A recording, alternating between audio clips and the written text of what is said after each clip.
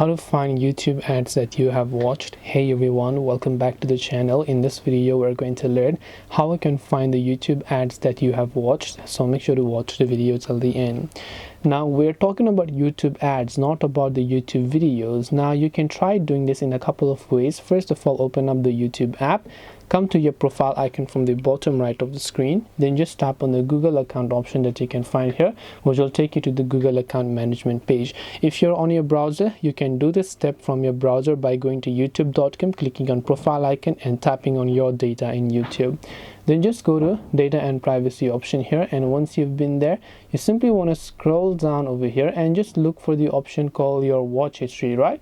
So here you can say YouTube watch and search history. So basically under your YouTube watch history as well, you'll be able to find all the ads also that you have watched. So if there was a certain ad that you missed, you'll actually find those as well. If it doesn't work for your mobile, try to do it from the desktop version of YouTube and see if that actually helps you. But I hope that this video helped you. If you have got any more questions, feel free to leave them down below. Thank you for watching and see you in the next video.